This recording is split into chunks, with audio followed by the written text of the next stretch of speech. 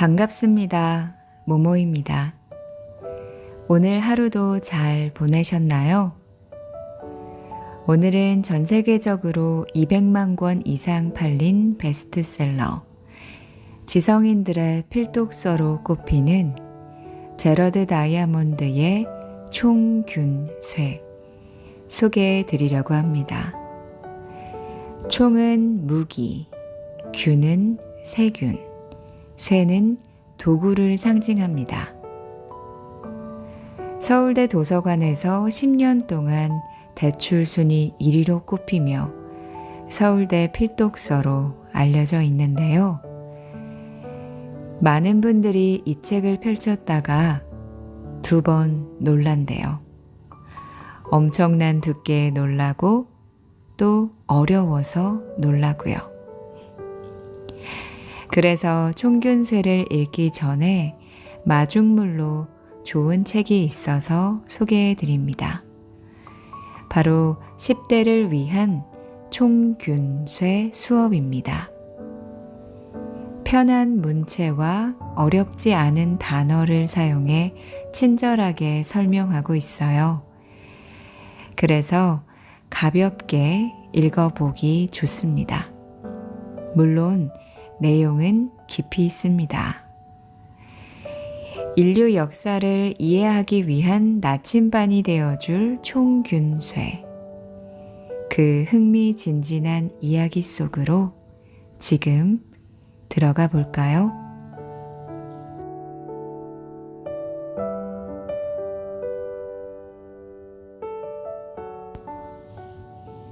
제레드 다이아몬드, 인류 역사에 대한 선입견을 뒤집다. 총균쇠를 쓴 제레드 다이아몬드는 인류학자입니다. 그리고 지리학, 지질학, 생물학 등에서도 활동하고 있죠. 우리가 모르는 인류 역사의 많은 부분을 밝혀내고 있는 학자입니다. 총균쇠를 쓰게 된 계기는 책이 출간되기 무려 25년 전, 1972년, 그는 아프리카의 뉴기니에서 연구를 하다가 현지인 친구 얄리를 만났다고 합니다. 얄리가 물었죠. 왜 우리 흑인들은 백인들처럼 그런 화물을 만들어내지 못한 걸까? 얄리가 말한 화물은 자동차, 비행기 같은 문명의 산물이었습니다. 쉽게 말하면 왜 우리들은 너희 백인만큼 문명을 발달시키지 못한 걸까? 왜 아프리카는 유럽보다 못 사는 걸까?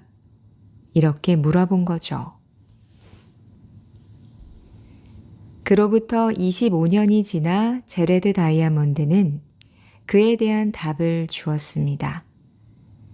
바로 그 책이 총균쇠이죠. 민족의 차이는 생물학적 이유가 아니다. 환경적 차이다. 그러니까 그 사람이 어디에서 태어났느냐는 매우 중요한 문제이다. 그것을 증명하기 위해서 책을 썼다. 부잣집에서 태어난 아이는 부자가 될 확률이 대체로 높습니다. 부모님이 유산으로 재산을 물려주기 때문이죠. 국가도 마찬가지입니다. 국가가 위치한 환경이 좋으면 부자 나라가 될 가능성이 높습니다. 지리적 위치는 바뀌지 않으니 그 국가는 계속해서 더 큰 부를 이루겠죠. 사람들은 오랫동안 거짓 신화를 믿어왔습니다.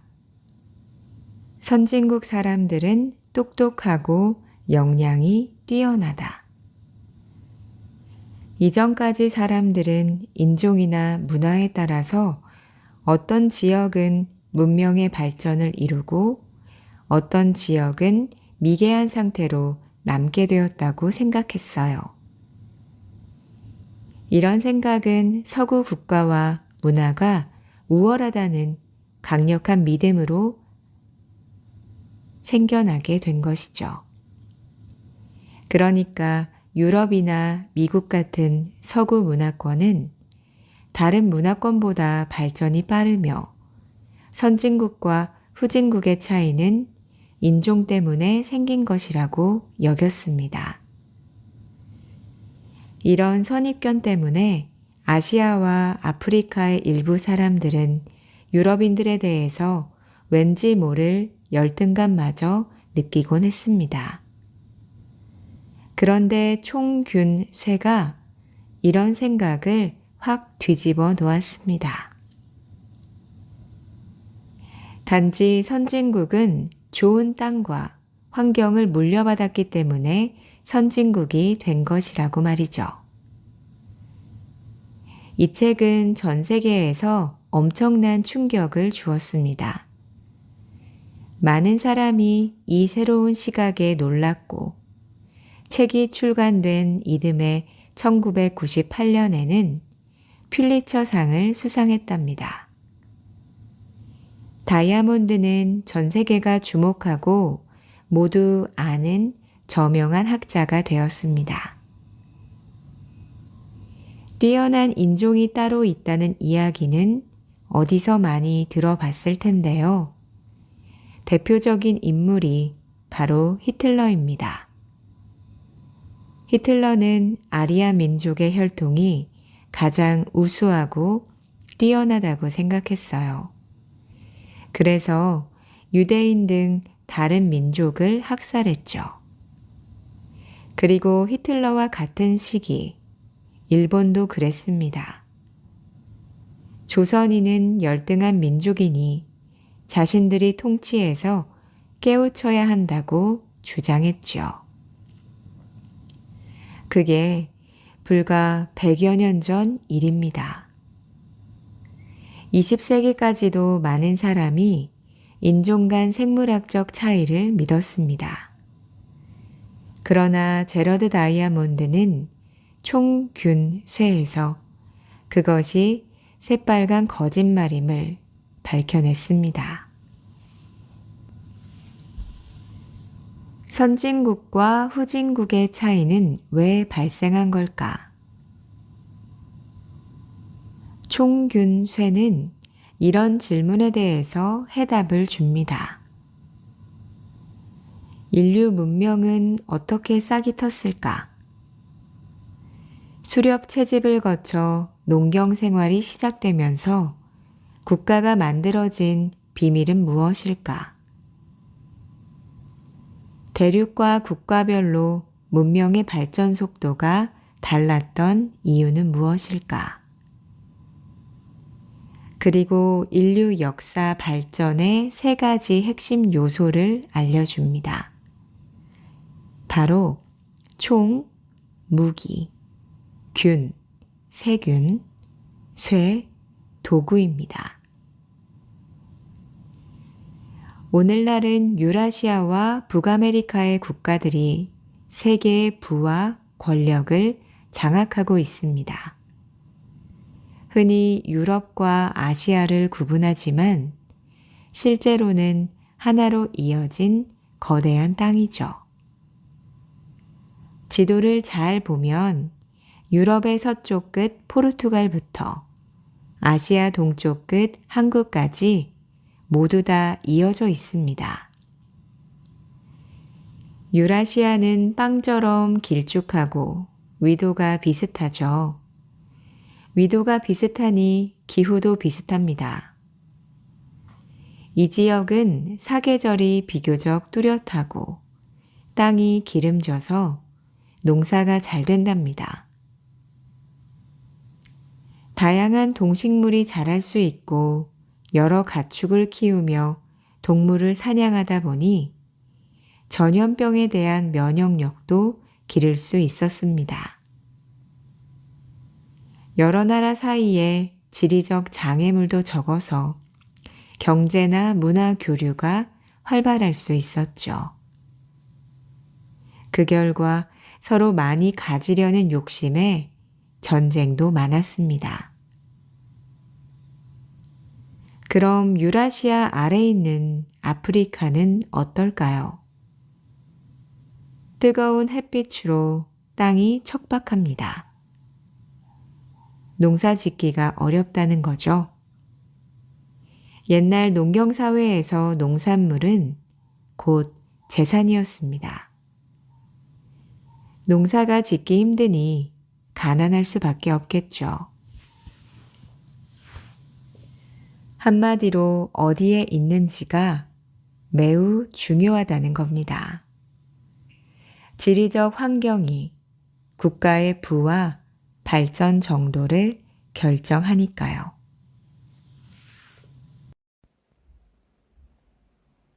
오늘날 세계에서 가장 힘이 센 나라는 미국입니다. 그렇다면 미국인들은 어디에서 왔을까요? 유럽에서 왔습니다.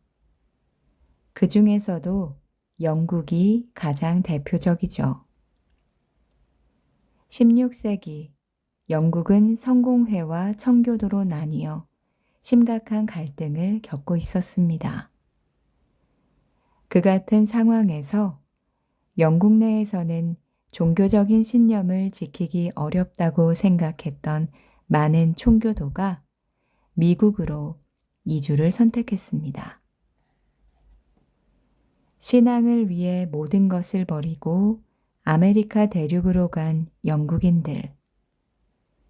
그들은 그곳을 신세계라고 불렀지만 사실 그곳에는 이미 원주민들이 살고 있었습니다. 그리하여 정착하기 위해 뺏으려는 자와 뺏기지 않으려는 자 사이에서 치열한 싸움이 시작됩니다. 아메리카 원주민들은 영국인들과의 크고 작은 전투에서 패배했고 결국 땅의 주도권을 내줍니다.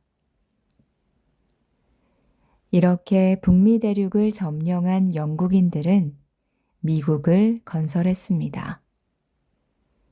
그러면서 영국에서 온 자신들의 정체성을 심어놨죠. 일단 미국의 주요 언어부터가 영어입니다. 도시 이름 중에도 영국식 이름이 셀 수 없이 많아요. 영국의 지명에 뉴를 붙인 뉴욕, 뉴햄프셔, 뉴런던. 영국의 노폭주에서 유래한 노파크. 영국 보스턴에서 이름을 따온 매사추세츠 보스턴. 그뿐 아니라 영국은 미국 동부 해안의 대부분을 식민지로 다스리며 미국의 정치 체제, 법률, 언어, 그리고 다양한 사회 문화적 관습에도 많은 영향을 끼쳤습니다. 이후 8년간의 독립전쟁을 통해 미국은 드디어 영국으로부터 독립을 합니다. 그러나 지금도 두 나라는 여전히 끈끈한 형제 국가입니다. 최강 대국의 자리도 영국에서 미국으로 이어졌을 정도니까요. 해가 지지 않는 나라라는 말을 들어보셨죠? 19세기 영국의 식민지가 하도 많다 보니 붙어있는 별명입니다. 남극을 제외하고 지구 반대편까지 수많은 식민지를 거스렸기 때문입니다. 이처럼 다른 나라들을 식민지화하는 것을 제국주의라고 합니다.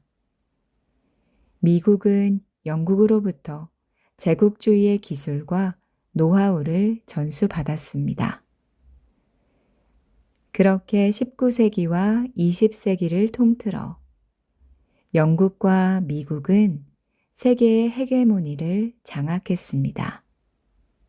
헤게모니는 집단이 가진 강력한 영향력을 말합니다. 이처럼 미국의 뿌리는 영국에 있습니다. 그렇다면 영국의 뿌리를 거슬러 올라가면 로마 제국, 앵글로 색슨족 등을 찾을 수 있죠.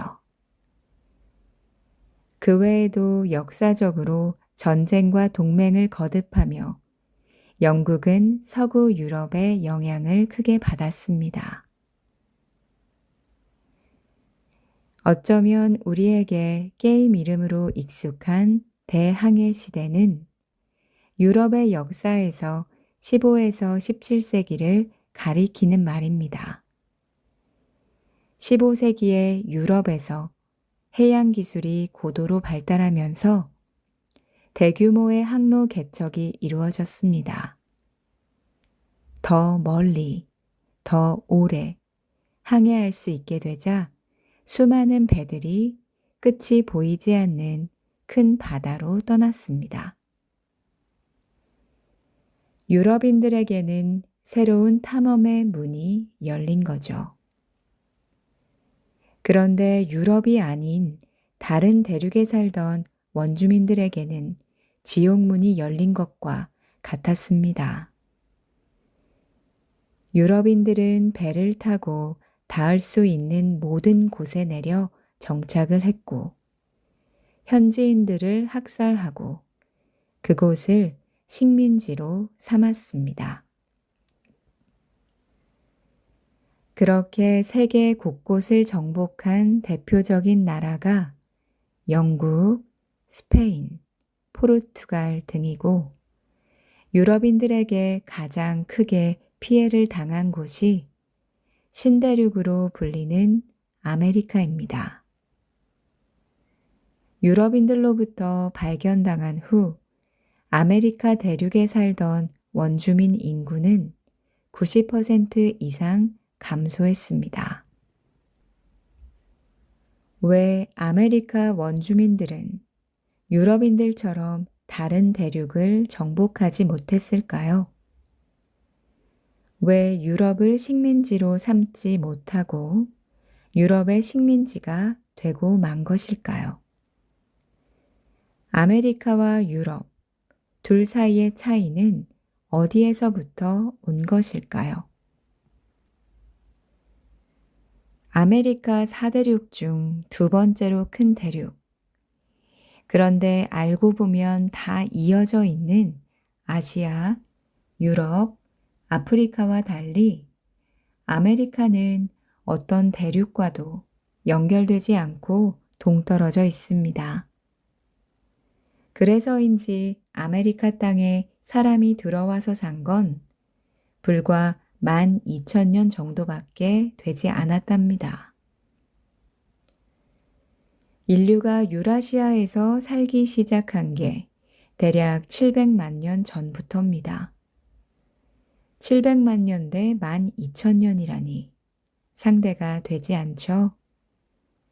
아메리카 사람들은 총균 쇠를 축적할 시간은 물론 그 결과물 또한 적을 수밖에 없었습니다. 게다가 대륙의 크기는 얼마나 큰지 오늘날 페루 지역의 잉카 문명과 멕시코 지역의 아즈텍 문명 사람들은 서로의 존재를 몰랐다고 합니다. 이처럼 교류가 힘들고 인류 정착의 역사가 짧은 것을 감안하면 주어진 환경 속에서도 독특하고 찬란한 문명을 일군 것이 무척 대단한 일입니다. 하지만 위에서도 말했듯 아메리카는 다른 대륙과 동떨어진 사실상 커다란 섬이나 마찬가지입니다.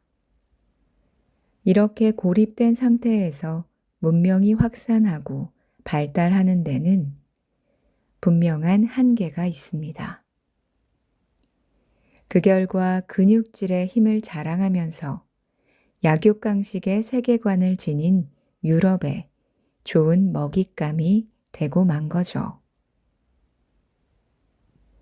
15세기 유럽 탐험가들이 속속 아메리카 대륙에 도착했습니다. 그들은 해안가를 어슬렁거리나 싶더니 곧 약탈의 행군을 시작합니다. 탐험가의 정체는 사실 무자비한 정복자들입니다. 그렇다면 왜 하필 15세기였을까요? 앞서 더 먼 바다로 나아가게 된 대항해 시대에 대해서 잠깐 이야기했었죠. 그보다 앞선 시기, 유럽에서는 흑사병이 퍼져 유럽 전체 인구의 30% 이상이 목숨을 잃었습니다.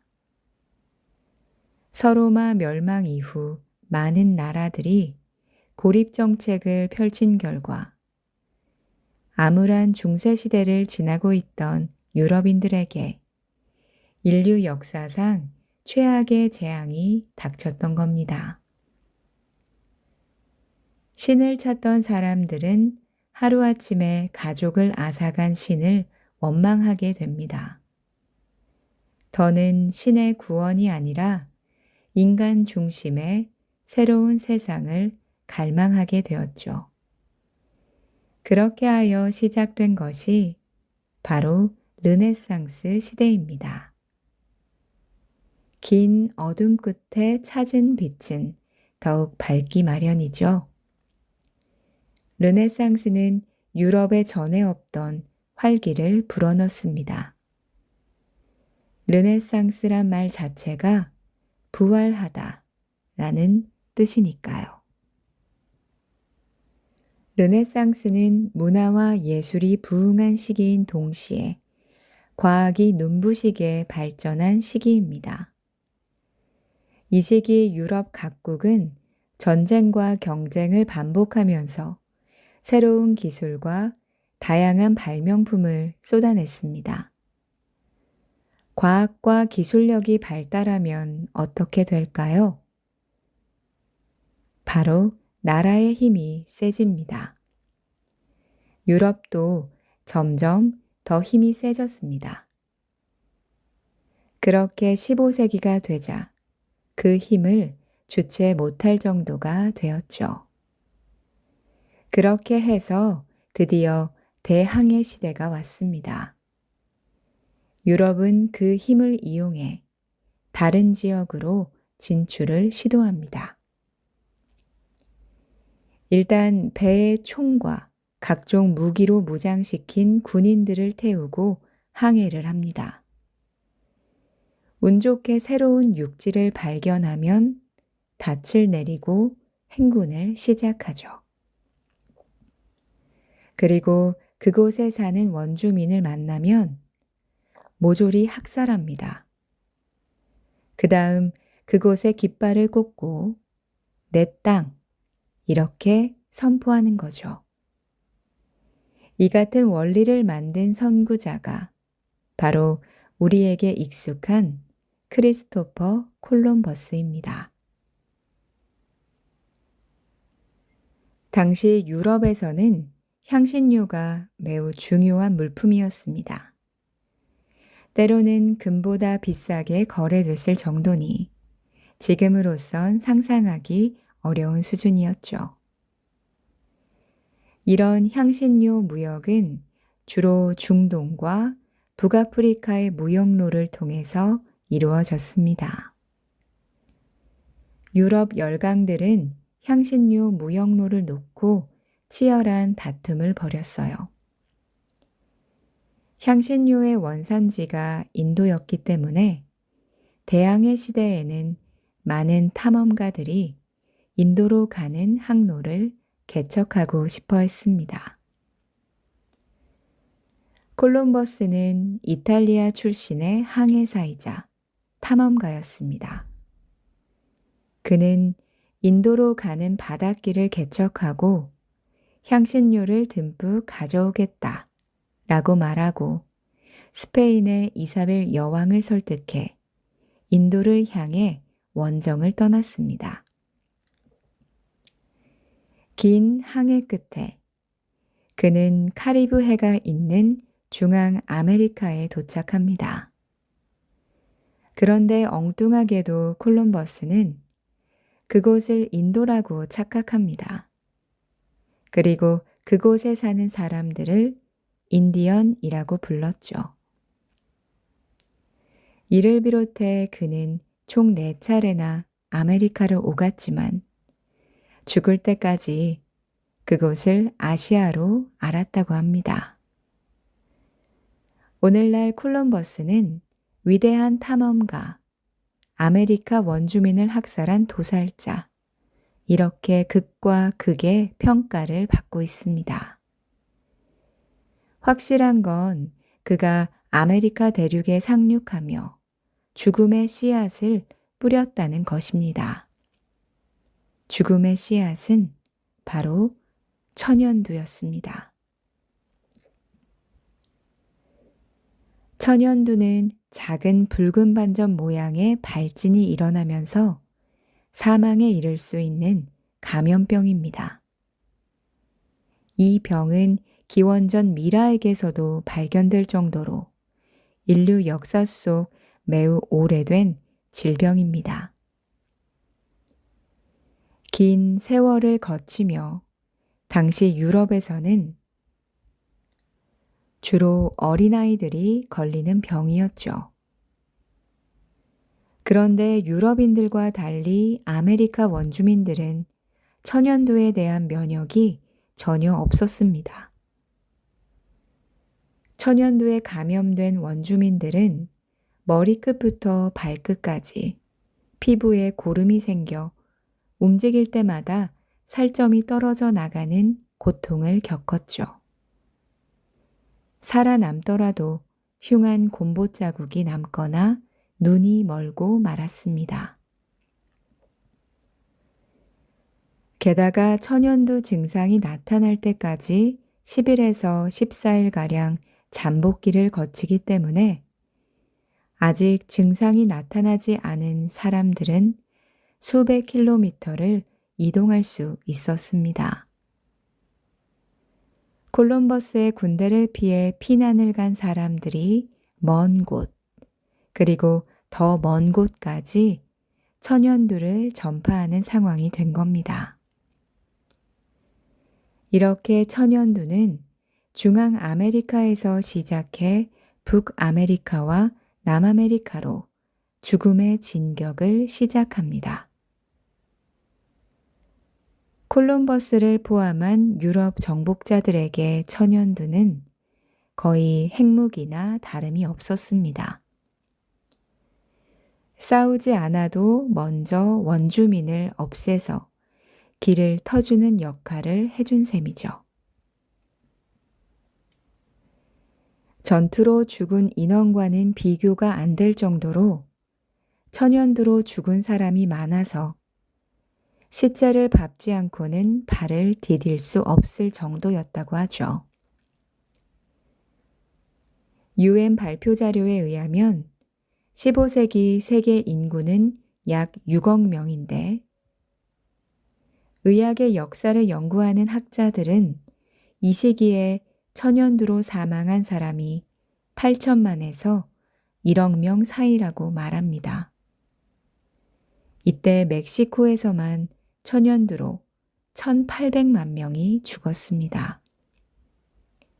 세계 인구의 약 20%가 천연두로 목숨을 잃은 것이죠. 한편 아메리카 대륙에서 이 같은 비극이 벌어지거나 말거나 유럽에서는 콜럼버스가 발견한 신대륙 이야기가 화제였습니다. 당시 유럽에서는 자고 일어나면 누가 어디를 발견해서 큰 돈을 벌었다더라. 이런 이야기가 최고의 뉴스 거리였거든요. 콜럼버스의 신대륙도 크게 부풀려져서 사람들의 입에 오르내렸습니다.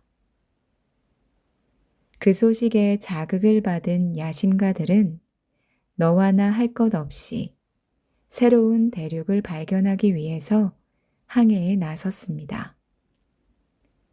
이러한 시기 피사로가 역사에 등장합니다.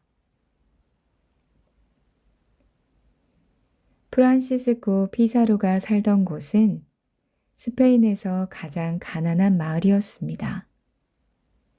그 중에서도 살림이 좋지 못한 집에서 태어나 빈둥대던 그는 20살이 되자마자 고향을 떠나 군인이 됩니다. 그러던 중 신대륙에 가면 한몫 잡을 수 있다는 이야기를 듣게 되죠. 35살이 되던 해, 드디어 그는 신대륙으로 가는 탐험대에 들어갑니다. 바스코 누네스 데 발보아라는 사람의 원정대였는데, 발보아는 유럽인 최초로 태평양을 발견한 사람입니다. 발보아는 스페인 국왕의 신임을 받아 중앙아메리카의 파나마 지역 총독이 됩니다. 하지만 그 이후 후임 총독과의 권력 투쟁에 휘말려 부하에게 체포돼서 처형되는데요. 이때 발보아를 체포한 부하가 바로 피사로입니다.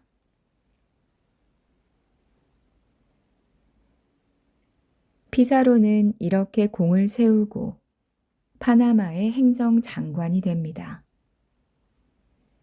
피사로는 사실 글을 읽지 못하는 문맹이었습니다.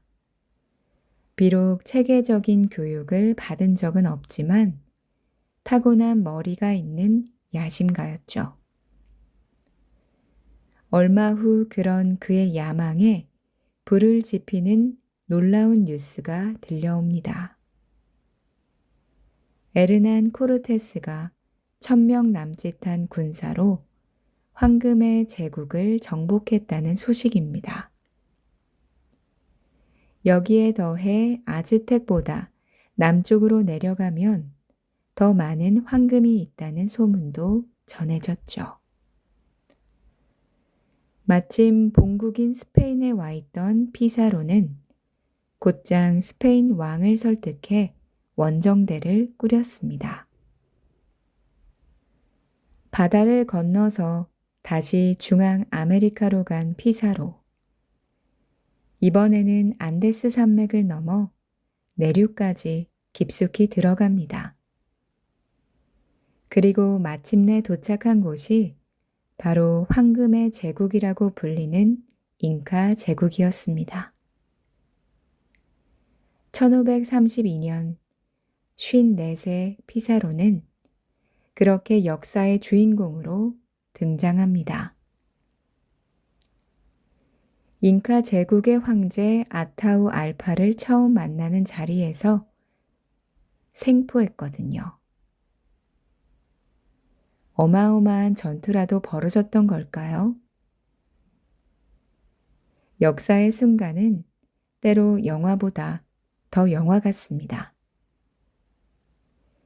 피사로가 잉카 제국을 정복한 1532년 11월. 피사로는 원정대의 총사령관으로 알타우 알파 황제를 만났습니다. 그가 대동한 원정대는 168명. 처음에 그들은 오줌을 쌀 정도로 겁에 질려 있었다고 합니다. 잉카 쪽에 8만 명의 군대가 집결했는데 그 모습이 마치 거대한 물결처럼 보였기 때문입니다. 황제의 가마는 황급빛으로 빛났고 화려한 옷을 입은 80여 명의 신하들이 황제를 둘러싼 채 금과 은장식으로 빛나는 가마를 메고 있었거든요. 이때만 해도 피사로는 전면전을 벌일 생각이 전혀 없었습니다. 168명 대 8만. 아무리 총을 가졌다고 해도 승리는 불가능해 보였죠. 한편 원정대에는 그리스도교 수도회의 발베르데 수사가 함께하고 있었습니다. 그는 황제와의 만남 자리에서 레케리미엔토를 읽어주었죠. 레케리미엔토란 스페인 국왕이 원주민에게 전하는 조서로 수사는 이것을 의무적으로 읽어야만 했습니다. 내용은 이러했습니다. 교황 성하께서 스페인의 국왕 폐하에게 이 땅의 지배권을 부여하셨다. 그러니 너희는 스페인의 국왕에게 복종하고 기독교를 믿어야 한다. 안 그러면 너희를 전부 노예로 삼을 것이다. 그리고 반항하면 죽을 수 있으니 그것도 너희들의 책임이다. 발베르데 수사는 조서를 읽은 후 황제에게 성경을 전달했습니다. 굴욕적인 내용의 조서에 황제가 화를 내지는 않았을까요? 흥미롭게도 황제는 조서보다 성경에 더 관심을 보였다고 합니다. 잉카에는 없는 문자와 책을 처음 봤기 때문이죠. 그렇게 성경을 건네받아 요리조리 보던 황제가 갑자기 성경을 바닥에 던져버립니다. 이와 관련해서는 여러 가지 가설이 있습니다. 책을 처음 봐서 당황한 나머지 던졌다는 설. 성경 속에 하나님의 말씀이 있다고 하는데 아무런 소리가 나지 않아 던졌다는 설. 하나님을 강조하며 황제의 권위를 인정하지 않아 화가 나서 던졌다는 설 등 다양한 추측이 있습니다. 수사는 몹시 화가 나서 외칩니다. 하나님을 거부한 저들을 공격하시오. 그 말에 숨어있던 피사로의 원정대들이 한꺼번에 말을 타고 뛰쳐나와 사격을 시작합니다. 그런데 잉카인들은 그 전까지 말을 본 적이 없었다고 합니다. 살면서 그렇게 큰 동물을 본 것이 처음인데다 거대한 총소리까지 들으니 잉카 군인들은 공포와 충격으로 공황 상태에 빠지고 만 것이죠. 잉카 군인들은 도망치기 시작했습니다. 좁은 길을 달리던 사람들이 넘어지자 처음에 넘어진 사람들 위로 계속 넘어지는 사람들이 쌓이면서 엄청난 무게와 압박에 사망자가 속출했습니다. 도망치는 잉카 군인들로 20km가 넘는 계곡이 꽉 차게 됐죠. 피사로의 군인들은 말을 타고 그들을 쉽게 학살했습니다. 하룻밤에 7,000명이 목숨을 잃었으나 피사로의 원정대는 단 한 명도 죽지 않았다고 합니다. 그 광경을 보고 있던 아타우 알파 황제는 넋을 잃고 맙니다. 그렇게 그는 가마에서 끌어내려져 피사로에게 생포당했고 잉카 제국은 한순간에 멸망하고 말았습니다. 이건 과연 우발적인 사건이었을까요? 아니면 모든 것이 피사로의 작전이었을까요? 확실한 것은 피사로가 치밀하게 전투를 준비했다는 사실입니다. 그는 잉카 제국에 대한 정보를 수집한 것은 물론이고 코르테스가 아즈텍 정복에 성공한 이유를 철저하게 분석했습니다. 문자가 있었기 때문에 가능한 일인 거죠. 정복에 앞서 다른 정복기를 전해 듣고 치밀한 전략을 짰던 겁니다. 황당하고 어이없어 보이기까지 하는 잉카 정복기. 알고 보면 총, 균, 쇠를 기막히게 활용한 결과였습니다. 앞서 피사로의 군대는 168명, 잉카의 군대는 8만 명.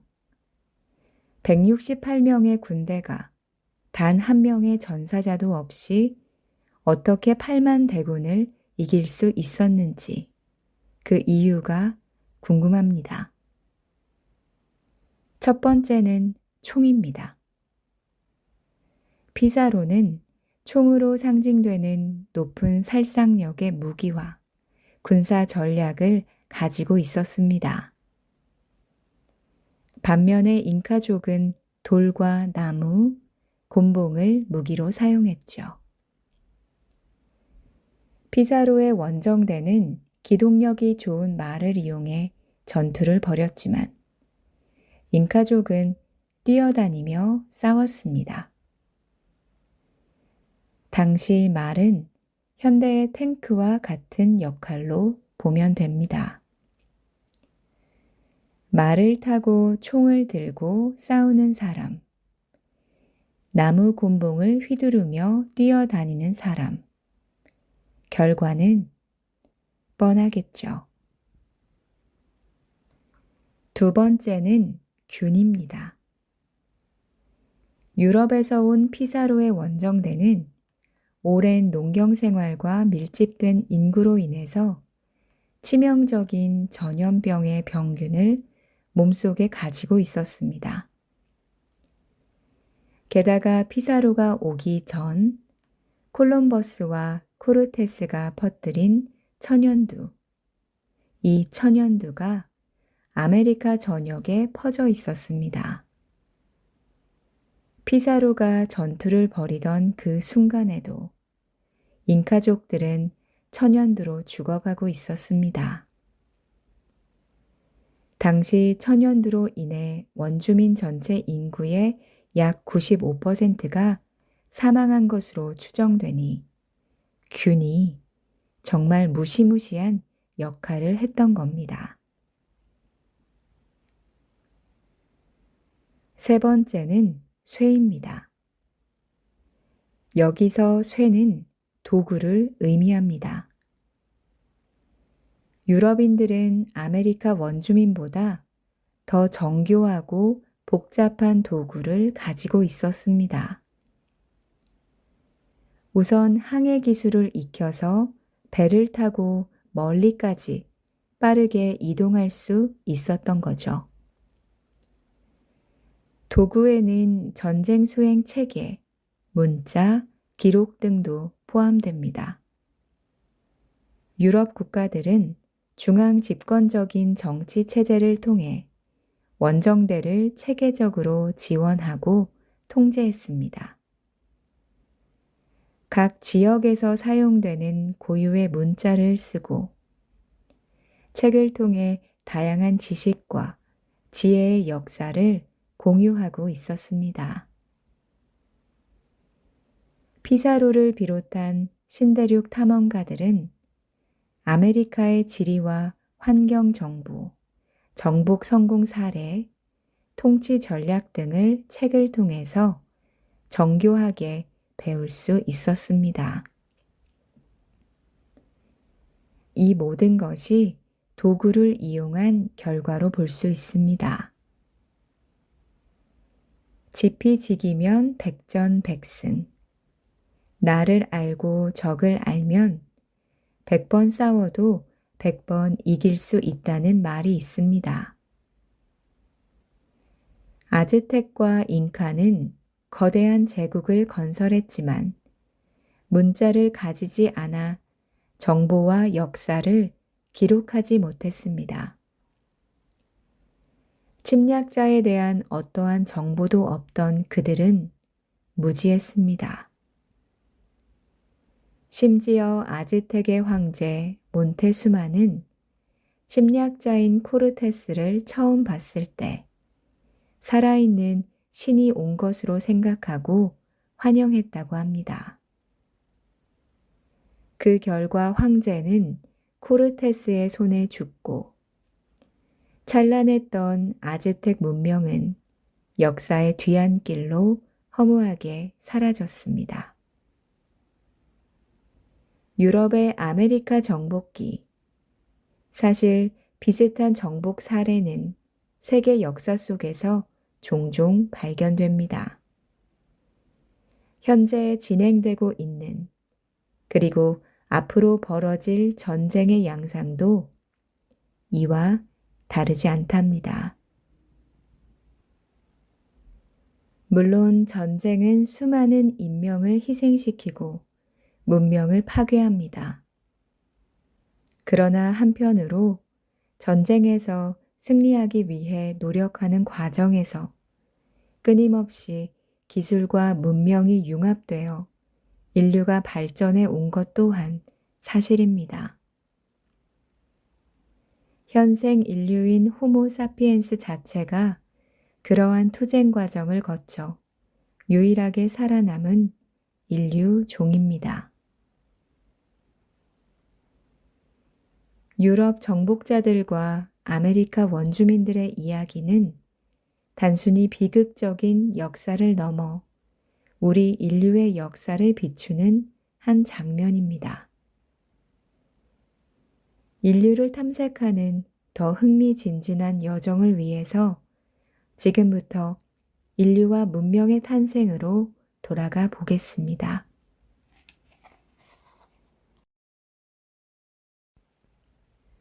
같은 민족인데 발전이 달랐던 이유. 인간 생존의 실험장이었던 폴리네시아. 호주 대륙 근처 태평양에는 수많은 작은 섬들이 마치 보석처럼 바다에 박혀 있습니다. 아름다운 섬이 많은 이곳은 세부적으로 멜라네시아, 미크로네시아, 폴리네시아로 나뉩니다.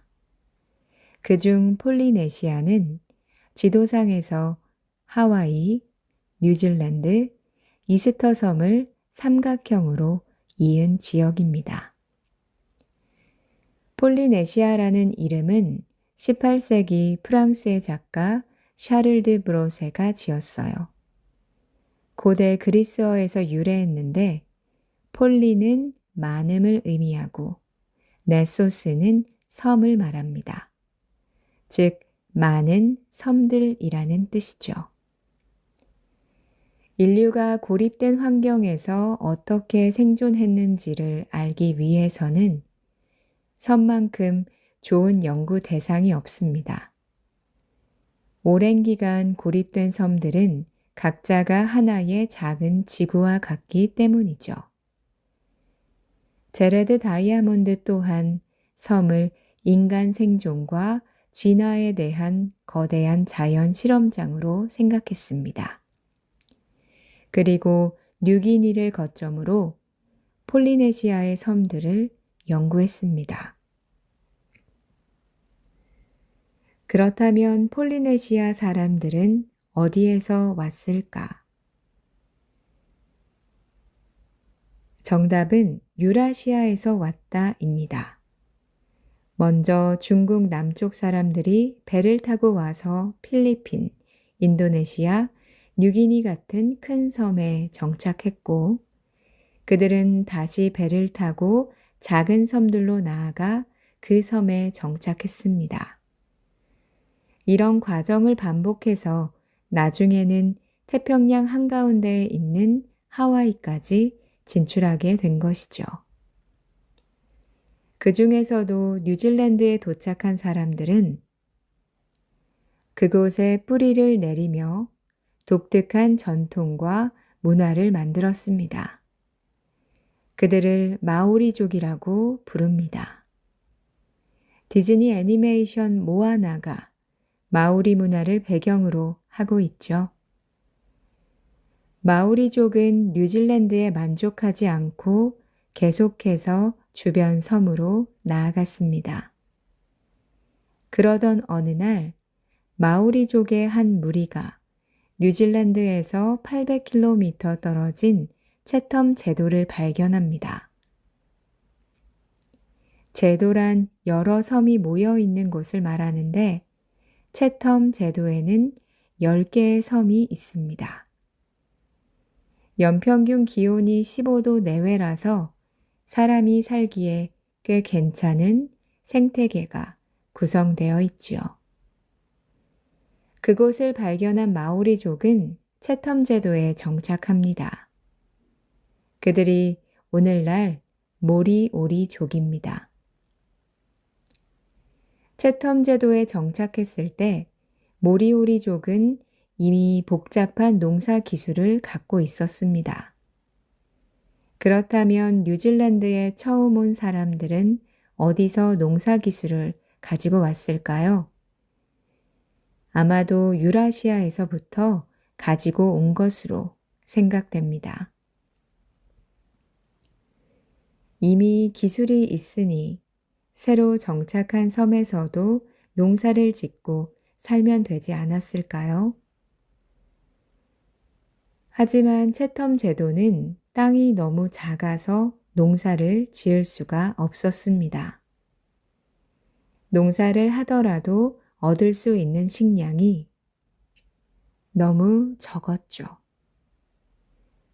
결국 생존을 위해서 농사를 포기하고 수렵 채집을 선택하는 수밖에 없었습니다. 물고기를 잡아먹고 주변 식물들을 섭취하면서요. 수렵에서 농경으로 인류가 진화한 것을 생각하면 다시 먼 옛날 조상의 생활들로 돌아간 셈입니다.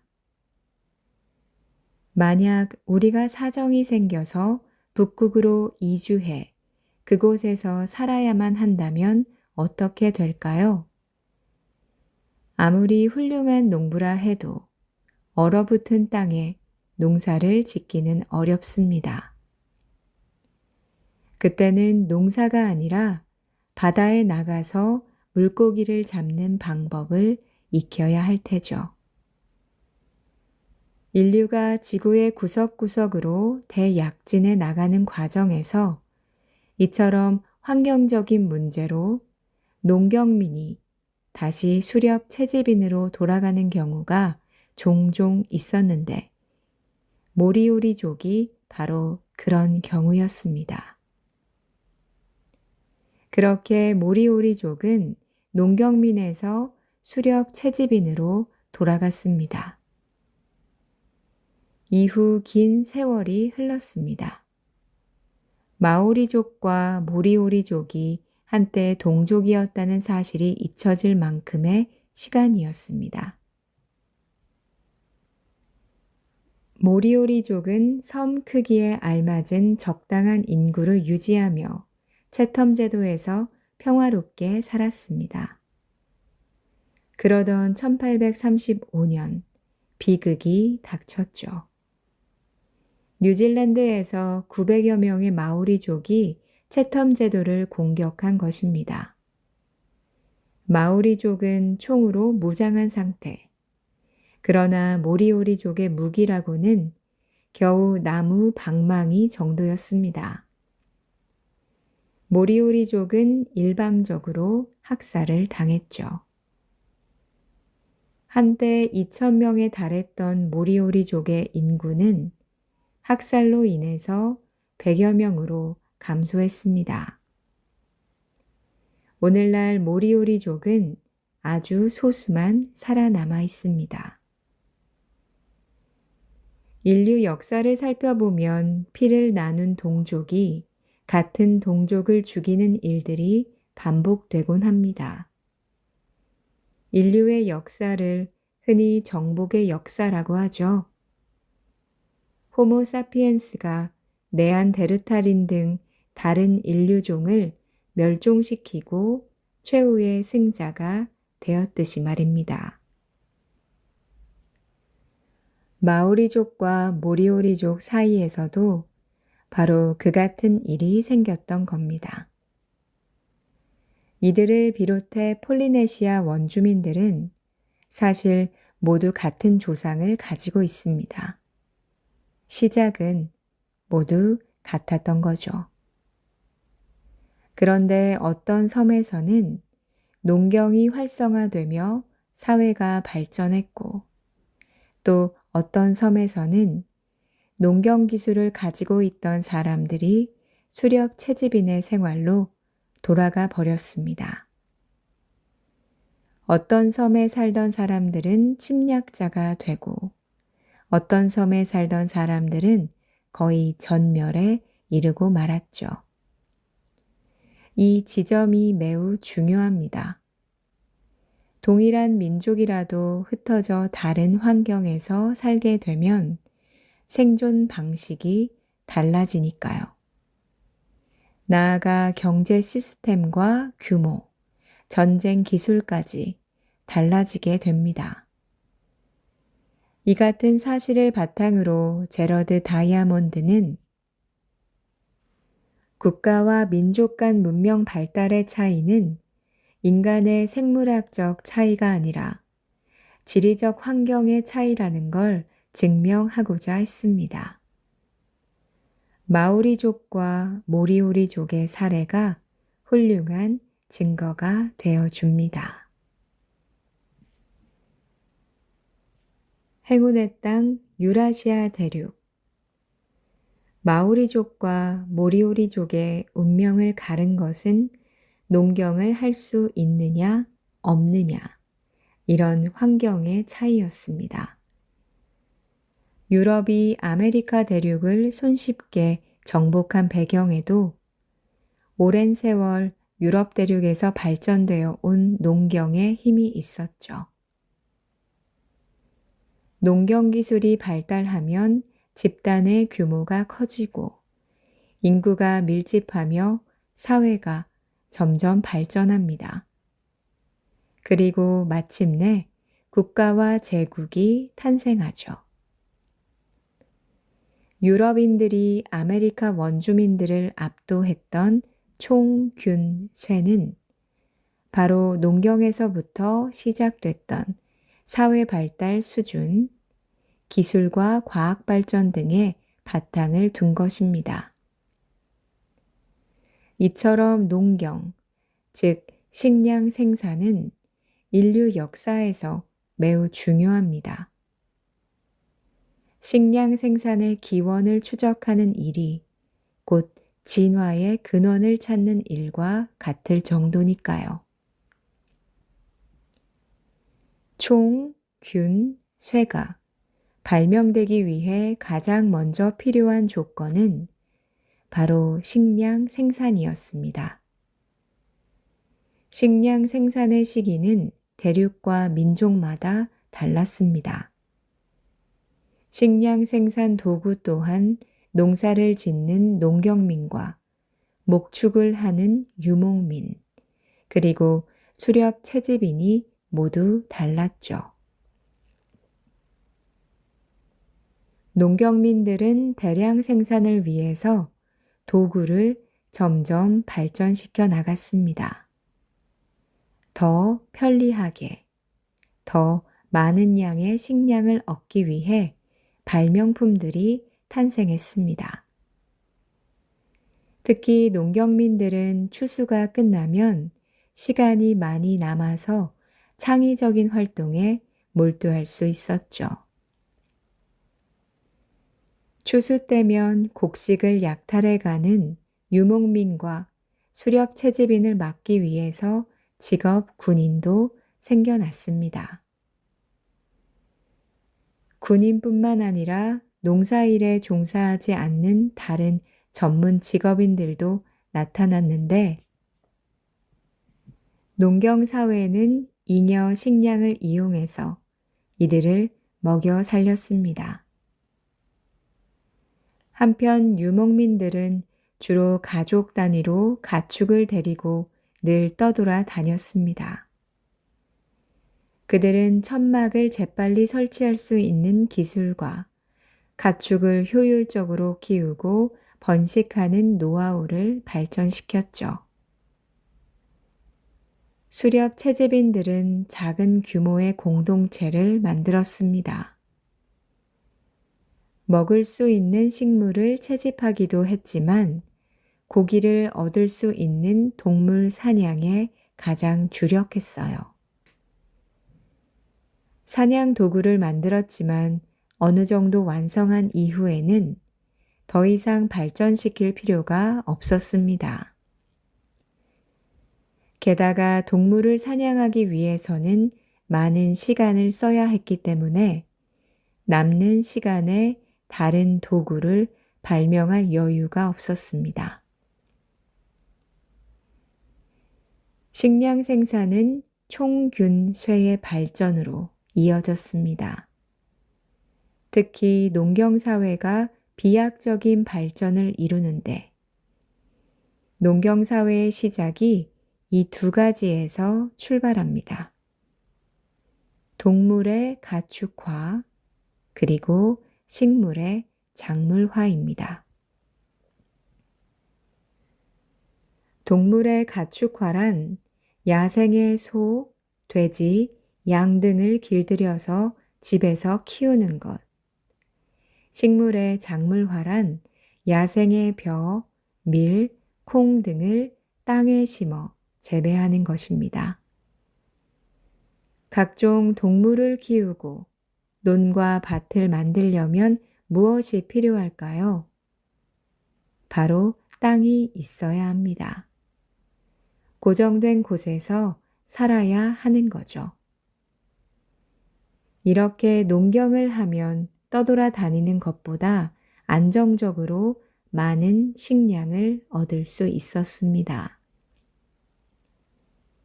그렇게 사람들은 동식물을 키우기 좋은 땅에 머무르고 집을 짓고 살아가는 정착 생활을 시작했습니다. 아이도 많이 낳게 되었죠. 농사에는 많은 노동력이 필요합니다. 아이 한 명 한 명이 일꾼이고 재산이니까요. 정착한 마을에서 아이들을 낳고 그 아이들이 또 아이들을 낳고 마을을 이루고 이웃마을의 사람과 결혼해서 또 아이들을 낳았습니다. 시간이 흐르면서 인구가 기하급수적으로 늘어나게 됩니다. 반면에 유목민들은 산하 제한을 합니다. 혼자 걸을 수 없는 아기가 여럿이면 계속되는 이동 생활을 하기가 어렵기 때문입니다. 그래서 4-5살 터울을 두고 아이를 낳았습니다. 유목민의 인구는 이렇게 적은 숫자로 유지됩니다. 유목민들이 인구를 조절하는 사이 농경사회에서는 인구가 폭발적으로 늘어납니다. 많은 수가 다시 농사에 투입되니 식량이 남아 돌기 시작하죠. 그런데 1년 농사를 마무리하는 추수 시기가 되니 유목민들이 말을 타고 와서 식량을 약탈합니다. 이를 방어하기 위해서 직업 군인이 등장했습니다. 군인들은 농사를 짓지 않고 사람들에게 잉여 식량을 월급으로 받아 생활하기로 합니다. 시간이 흘러 식량 생산이 더욱 늘어나며 세금으로 내는 식량의 양도 점점 많아집니다. 생산하는 사람뿐만 아니라 사회 전반에 돌아갈 식량의 양이 많아지는 거죠. 덕분에 군인 외에도 이런 식량을 받아 생활하는 직업 정치가, 건축가, 예술가, 기술자 등 각종 직업군이 생겨납니다.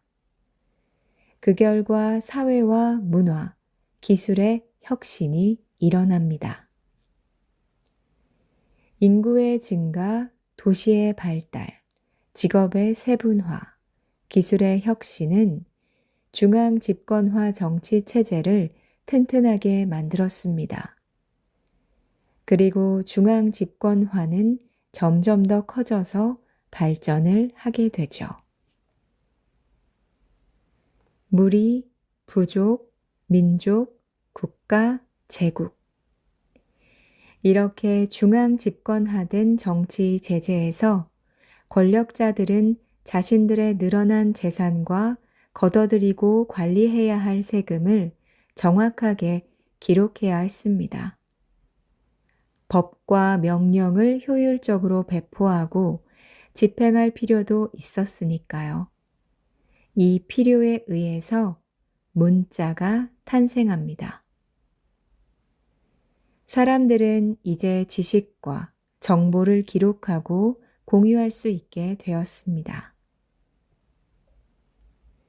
그렇게 하여 우리가 아는 문명이 발생합니다. 고대 메소포타미아의 세기 문자는 진흙판에 새겨져 5,000년이 지난 지금까지도 전해지고 있으니까요. 문명의 운명을 가른 대륙의 모양. 그럼 여기서 질문을 하나 하겠습니다. 아메리카 대륙의 사람들도 농사를 짓고 가축을 키우지 않았을까요? 아메리카에서도 잉카나 아즈텍 같은 제국이 등장했는데 어째서 그렇게 허망하게 무너지고 말았을까요? 아메리카 원주민들도 농경과 가축화를 했습니다. 그러나 재배할 수 있는 작물이나 가축의 숫자는 매우 적었습니다. 다른 나라들과의 교역이 거의 없어서 작물이나 가축이 다양화되지도 못했습니다.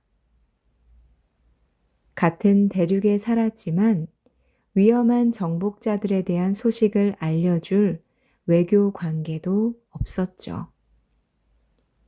그리고 이 모든 문제의 원인은 지형, 즉 땅의 모양이었습니다. 제레드 다이아몬드는 대륙별 문명과 힘의 차이를 만든 원인이 바로 지형의 생김새에 있다고 말합니다. 지도를 한번 생각해 보세요. 유라시아는 가로로 펼쳐진 동서축입니다. 옆으로 길쭉하게 늘어난 구름빵 같죠. 아프리카와 아메리카는 어떻습니까? 세로로 길쭉한 남북축입니다. 자, 여기서 결정적인 차이가 생깁니다. 동서축으로 펼쳐진 가로형 대륙에 사는 사람들은 모두 비슷한 위도에 위치하게 됩니다. 따라서 기후와 환경이 비슷하죠. 유라시아 대륙의 끝과 끝에 있는 스페인과 우리나라를 비교해 볼까요? 대략 10,000km 정도 떨어져 있는데 같은 위도에 있어서 기후가 비슷합니다. 사계절이 뚜렷하다는 공통점도 있네요. 공교롭게도 두 나라 모두 반은 섬이고 반은 육지인 반도 국가여서 먹거리도 비슷합니다. 한국인 입맛에 스페인 음식이 잘 맞고 반대로도 그렇습니다. 그래서인지 두 나라 사람들은 기질도 비슷하죠.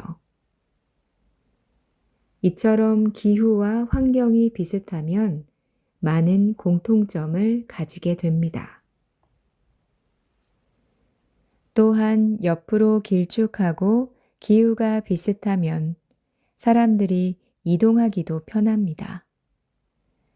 자연스럽게 여행자들을 통해서 가축과 작물들의 종들이 서로 전파가 되었죠. 이런 이유로 유라시아의 사람들은 먼 옛날부터 활발하게 교류하고 무역을 했습니다. 서로의 문화를 받아들이고 융합해서 발전을 이뤘죠. 신라 무덤에서 로마에서 만들어진 유리잔과 황금 보검이 발견된 것만 봐도 알 수가 있습니다. 그 같은 유물들은 신라시대 때 이미 9,000km 떨어진 로마와 문화를 교류하고 무역을 했다는 증거가 되어줍니다. 반면 아메리카 대륙은 위아래로 길쭉합니다.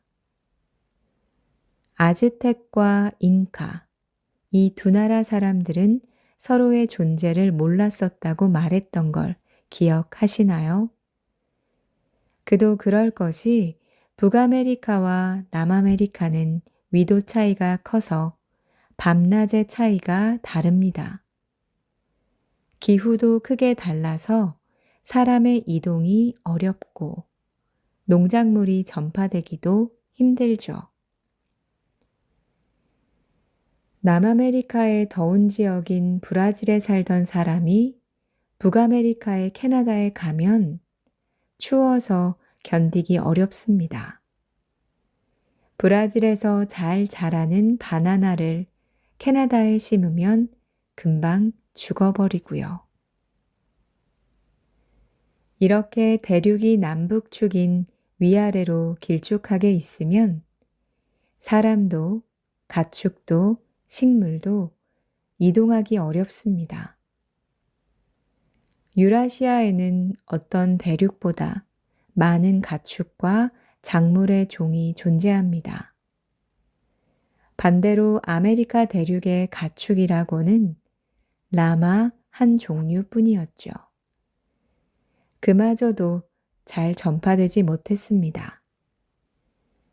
유라시아 사람들이 활발하게 교류를 했던 것과 달리 아메리카 대륙에서 사람들은 고립된 생활을 하며 발전이 늦어질 수밖에 없었습니다.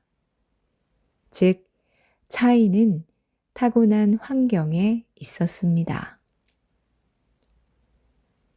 유럽이 역사의 승자가 된 것은 옆으로 길게 뻗은 유라시아 대륙에 위치했기 때문입니다. 인류의 4대 문명 또한 모두 유라시아 권역에서 발생했던 건 절대 우연이 아닙니다. 유라시아의 동서축은 기후와 환경이 비슷해 동식물이 전파되기 좋았고 운 좋게도 가축화하기에도 적합한 야생동물, 작물화가 가능한 식물종, 이런 것들이 유라시아에 가장 많았습니다. 농사와 축산이 잘 되니 잉여 식량이 생기고 식량을 저장할 수 있게 된 겁니다.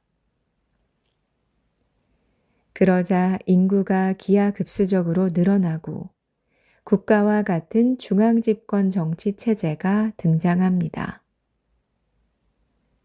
식량 생산에 직접 종사하지 않아도 먹고 살 수 있는 여러 전문 직업이 나타나 총기, 배, 정치 조직, 문자 등 기술 혁신을 일으키며 우수한 문명을 일궈냅니다.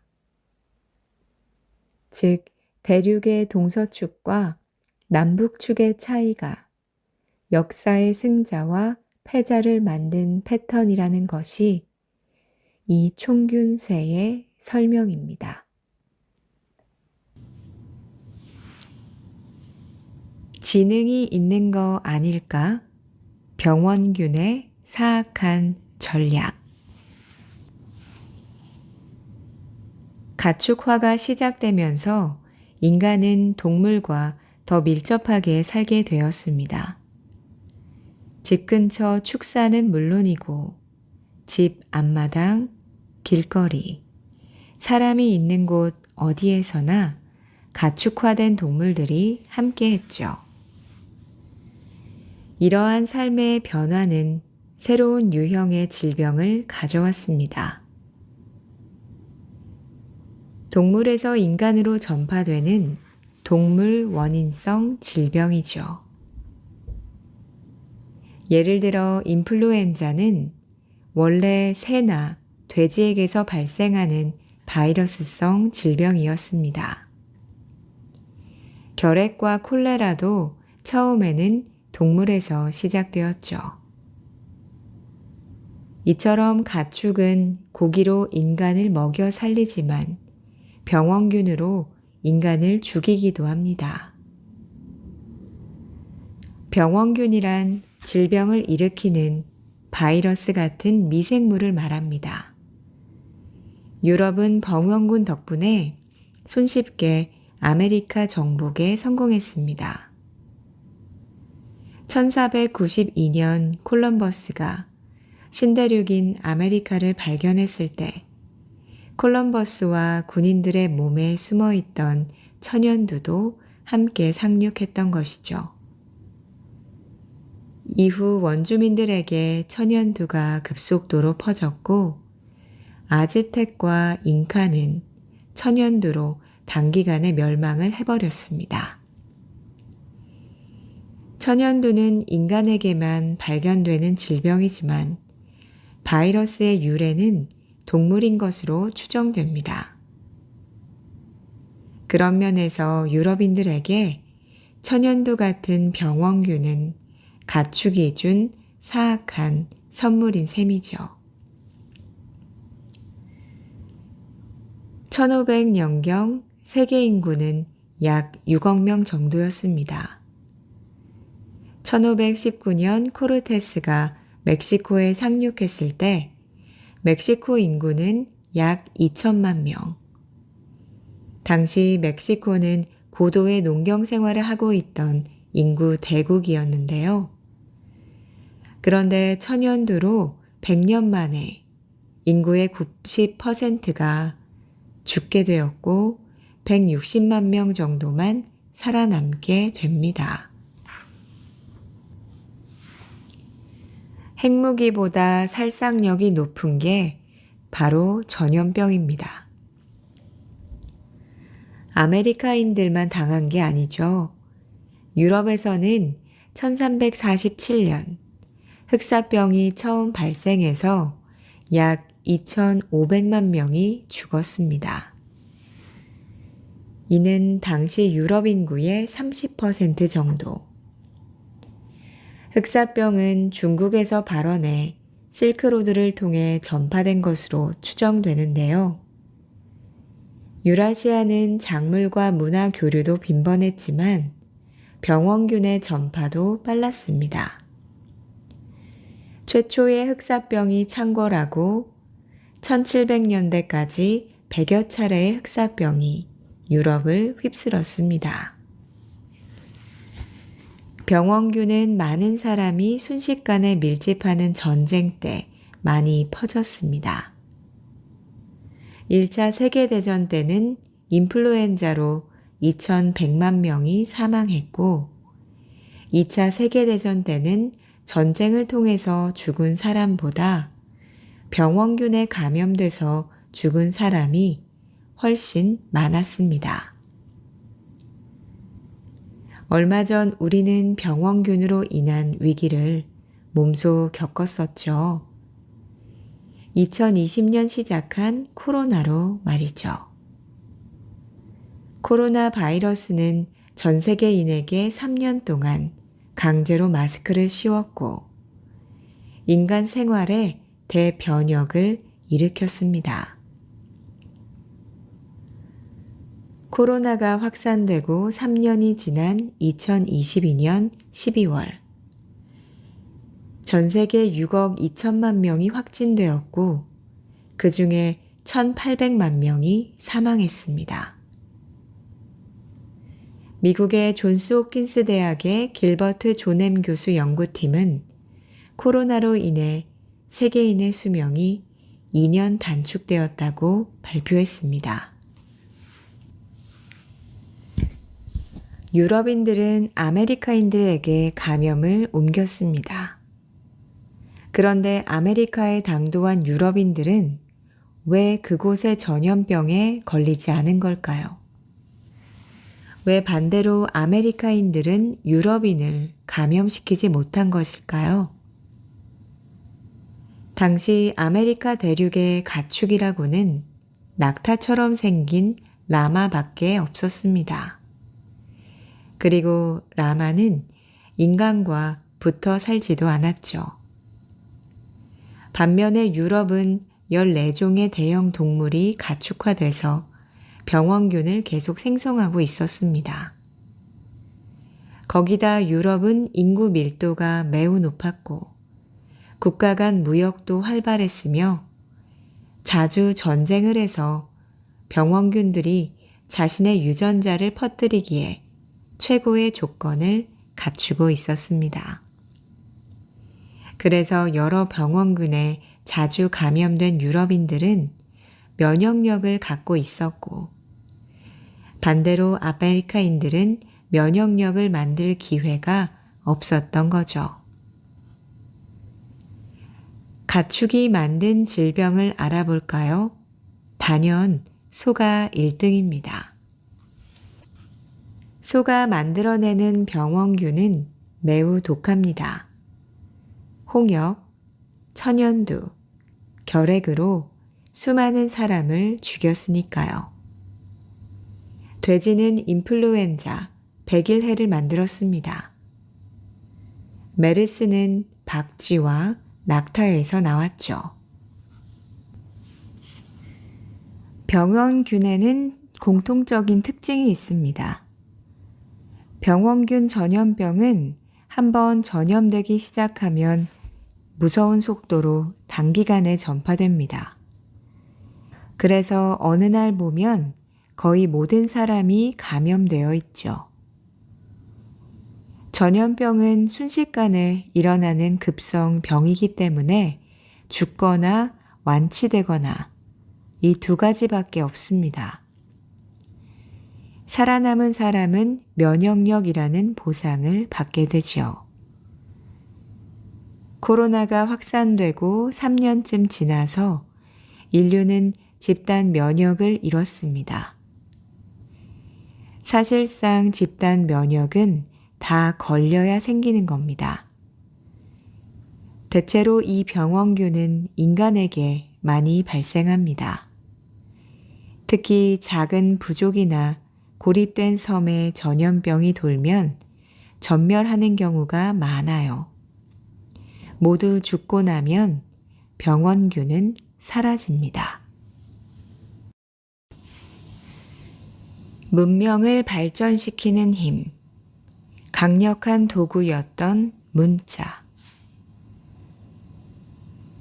하버드 대학교 정치학과 교수였던 사무엘 헌팅턴은 문명의 충돌이라는 역작을 남긴 학자입니다. 그가 말하는 문명의 충돌은 큰 그림에서 보면 세상이 여러 개의 문명으로 나뉘어져 있고 이 문명 간에는 종종 충돌이 일어난다고 생각했습니다. 헌팅턴은 같은 언어를 쓰고 같은 종교를 갖는 문화 공동체가 문명을 이루는 핵심이라고 말합니다. 이처럼 언어와 문자는 문명을 여는 키워드입니다. 그럼 문자는 이런 문명과 어떤 관계가 있을까요? 문자는 우리가 생각하고 느낀 것을 기록하고 전달하는 도구입니다. 문자를 통해 우리는 지식을 다음 세대에게 전달하고 과거의 역사를 이해하며 미래를 계획할 수 있습니다. 그래서 같은 문자를 쓰는 공동체는 같은 가치관을 공유할 가능성이 크죠. 즉, 인류의 문명은 문자를 통해서 성장하고 발전해 왔습니다. 각 문명은 서로 다른 문자를 통해서 서로를 이해하거나 이해하지 못하는 상황을 겪기도 하죠. 다른 문명을 붕괴시키기 위해서 상대 문명이 사용하는 문자를 없애는 시도도 많았습니다. 즉, 문자는 문명의 충돌과도 깊은 연관이 있습니다. 일본이 한국을 강제 병합하고 가장 중요하게 시행했던 정책이 바로 한국말과 한글을 없애버리는 거였죠. 한국인이 한글을 잊으면 한국인의 정체성과 문화는 순식간에 붕괴한다는 걸 알았던 겁니다. 이렇게 언어와 문자를 잃어버린 민족은 다른 민족에게 흡수되거나 소멸해 버렸으니까요. 말은 사라지지만 글은 남는다. 먼 옛날 식량 생산이 늘어남에 따라 권력자는 세금을 정확하게 기록하고 법을 만들어 사람들에게 알릴 필요성을 느꼈습니다. 이처럼 인구가 늘어나고 사회가 복잡해질수록 문자의 필요성이 커졌죠.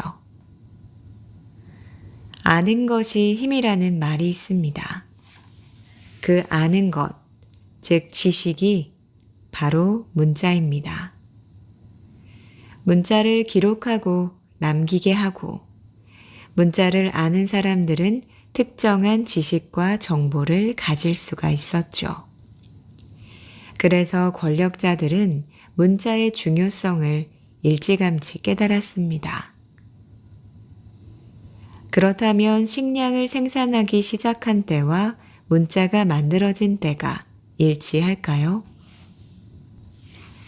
꼭 그렇지는 않았습니다. 아즈텍 제국은 멸망 당시 인구가 2천만 명에 달했지만 문자가 없었습니다. 잉카 제국도 고도의 문화를 이룬 사회였지만 문자가 없었어요. 인구가 많아지면 필연적으로 문자가 필요해지는데 어째서 그들은 문자를 만들지 못했을까요? 아메리카는 식량 생산이 늦어서 문자를 만들 만큼의 충분한 시간이 주어지지 않았기 때문입니다. 또한 아메리카는 문자가 풍부했던 유라시아 대륙과 아주 멀리 떨어져 있었기 때문에 전파되기도 어려웠죠.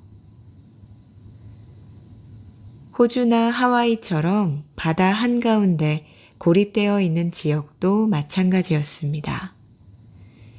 유럽인들에게 정복이 되고 나서야 문자가 전파되었으니까요. 만약 정복자들의 침략이 없었다면, 그리고 충분한 시간이 주어졌다면, 그들도 언젠가는 좋은 문자를 발명해냈을 겁니다. 아리스토텔레스의 말처럼 인간은 사회적인 동물이며 소통을 위해서 문자를 만드는 것은 인간의 본능입니다.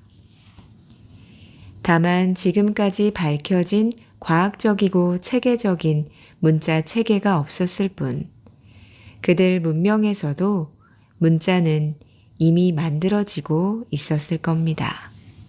인류 정치를 발명하다. 국가의 탄생. 농업이 발달하면서 더 많은 식량을 생산하게 되자 사회가 커지고 복잡해졌습니다. 이러한 변화에 따라 필연적으로 생겨난 게 바로 국가입니다. 그럼 최초의 국가는 어떻게 형성되었을까요? 국가는 권력을 가진 사람들에 의해서 만들어집니다. 이에 대해 제레드 다이아몬드는 국가의 기원을 도둑 정치의 결과라고 설명했습니다. 도둑 정치는 사회가 커지고 권력이 집중되는 과정을 설명하는 방법 중 하나입니다. 권력을 가진 사람들을 도둑이라고 볼 수 있고요. 그들은 사람들의 마음을 훔치는 도둑이면서 국가의 권력을 훔치는 도둑이기도 한 겁니다. 초기 사회에서는 이런 권력자들이 사회에서 도둑질을 하며 자신들의 이익을 위해서 행동하는 경우가 많았습니다. 그들은 자신의 위치를 이용해서 재산을 모으고 그 재산을 다시 이용해 권력을 유지하고 강화하곤 했죠.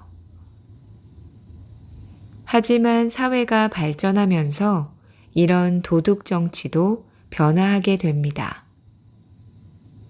사회가 복잡해지고 인구가 증가함에 따라 권력자들은 단순한 도둑질로는 권력을 유지하기 어려웠기 때문이죠. 그래서 권력을 유지하고 사회의 안정을 이루기 위해서 규칙, 법률 등을 만들어 사회 구조를 통제하게 됩니다. 그 과정에서 국가는 점차 정교하게 구성되고 효율적으로 운영되게 되며 도둑 정치는 점차 국가라는 형태를 갖추게 됩니다. 만약 권력자가 국민에게 공정하게 자원을 분배한다면 그 국가는 번영하게 될 겁니다. 그러나 권력자가 이기적으로 행동하고 자신만을 위해서 생각한다면 그 국가는 망하게 될 겁니다. 그렇다면 국가는 어떻게 생겨났을까요? 처음에는 작은 수십 명으로 구성된 무리가 형성되었고 이 무리는 부족으로 진화합니다. 부족은 수백만 명의 인구 규모를 갖추고 초기 농경을 시작하여 정주 생활을 하게 됩니다. 부족의 발전은 수천 명의 추장 사회로 이어집니다. 추장 사회에서는 무리나 부족 단위보다 더 많은 사람들이 모이게 되었고 집단 간 갈등도 증폭되었습니다. 추장이 권력자가 되어 중앙 집권적인 정치를 이끄는 것이 일반화되었고 권력은 대개 아들에게 세습되었습니다. 또한 집약적인 농경으로 잉여 식량이 생기면서 전문 직업인들이 늘어났죠. 국가는 이 같은 추장 사회의 발전 과정에서 탄생합니다. 일반적으로 국가는 5만 명 이상의 인구 규모를 갖추는 것으로 정의됩니다. 국가의 권력자는 국토를 넓히고 세력을 확장하기 위해서 수시로 전쟁을 벌였죠. 힘이 약한 국가는 강한 국가에게 종종 흡수되었고 이러한 과정을 통해서 국가는 계속해서 합쳐지고 세력을 키워나가며 제국이 형성됩니다. 다윈의 적자생존 이론은 생물뿐만 아니라 국가에도 적용되었던 것이죠. 즉, 강하고 적합한 국가만이 생존할 수 있는 정글의 법칙 속에 있었던 겁니다. 이렇게 시작한 작은 국가가 점차적으로 성장해서 수억, 수십억 인구를 자랑하는 거대한 국가가 되는 경우가 나타나게 됩니다. 그렇다면 사람은 왜 국가를 만들었을까요? 고대 그리스 철학자 아리스토텔레스는 자연 발생론을 주장합니다. 국가가 자연적으로 생겼다는 거죠. 자연 발생론에 따르면 인간은 동물의 일종인 동시에 그와 구별되는 특별한 특성을 가지고 있습니다. 그 특성이란 바로 사회적 동물이라는 것입니다. 인간이 다른 동물과 달리 사회적 관계와 상호작용을 추구하는 본성을 가지고 있다는 걸 의미하죠. 인간은 서로 모이고 연대하는 본능이 있어서 국가도 자연스럽게 형성되었다는 겁니다. 18세기의 프랑스 계몽주의 철학자 루소는 사회계약서를 주장합니다. 그는 국가가 생기면 개인들에게 이익이 돌아간다는 이유로 사람들이 국가를 선택했다고 주장합니다. 그러나 아리스토텔레스와 루소의 주장에는 둘 다 모순이 있습니다. 국가의 탄생은 자연 발생적이지도 않았고 개인들에게 공평하게 이익이 돌아가지도 않았습니다. 국가는 언제나 수많은 사람의 희생과 전쟁으로 탄생했고, 근데 이전의 국가는 개인의 이익이 아니라 권력자의 이익이 우선이었으니까요. 정치가들은 국가를 내세워 개인의 희생을 강요하고 막대한 세금을 거둬 자신의 재산을 채웠습니다.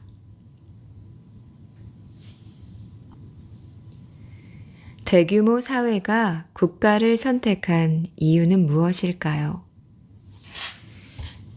국가는 갈등을 해결합니다. 만약 국가가 없다면 우리 각자가 자신의 문제를 직접 해결해야 합니다. 이렇게 되면 상황이 복잡해지거나 때로는 폭력이나 심지어 살인까지 일어날 수 있습니다.